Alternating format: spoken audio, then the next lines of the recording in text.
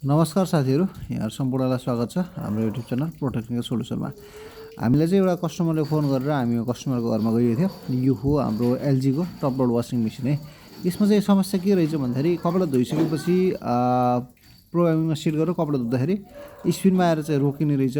स्पिनमा आइसकेपछि 6मा 5मा है त्यसमा आइसकेपछि यसमा चाहिँ तपाईँको चाहिँ यो कपडा चाहिँ स्पिन नसुकाउने र फेरि पुनः चाहिँ पानी हाल्ने काम चाहिँ गर्दो रहेछ मेसिनले। हेर्न सक्नुहुन्छ तपाईँले चाहिँ धोइरहेको छ अहिले चाहिँ। हामी पनि अचम्मै पऱ्यौँ, पिसिबीको समस्या के भनेर हेऱ्यौँ एकछिन हामीले अन्तिमसम्म चाहिँ। त्यसो गर्दाखेरि चाहिँ हाम्रो यसमा चाहिँ युवीको समस्या आयो है।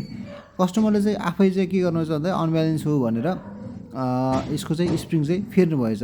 स्प्रिङ फेरिसकेपछि नि फेरि यस्तै समस्या आएछ अनि हामीलाई चाहिँ फोन गर्नुभएको थियो है त।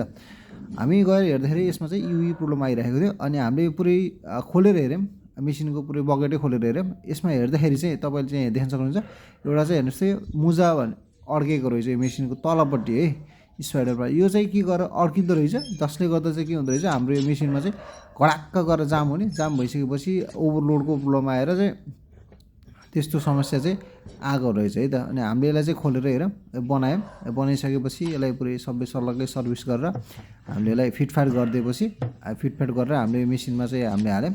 त्यसपछि यो मेसिन चाहिँ एकदमै राम्रोसँग चलेछ है त। तपाईँहरूको पनि यस्तो समस्या छ भने चाहिँ युवी रोर आएको छ भने चाहिँ तपाईँहरू चाहिँ एक्चुअली राम्रोसँग हेर्नुहोस् कपडा चाहिँ केही अड्केको छ कि छैन मेसिनमा तलपट्टि चाहिँ, र मेसिनलाई चाहिँ टाइममा चाहिँ सर्भिस गर्नुहोस् है त। हेर्नुहोस् त अब एकदम यो राम्रोसँग एकदम स्मुथली के छ यो चलिरहेको छ। हेर्नुहोस् है यो मजाले चलिरहेको छ, साउन्ड पनि खासै छैन, एकदम नर्मली छ। हस् त, धन्यवाद।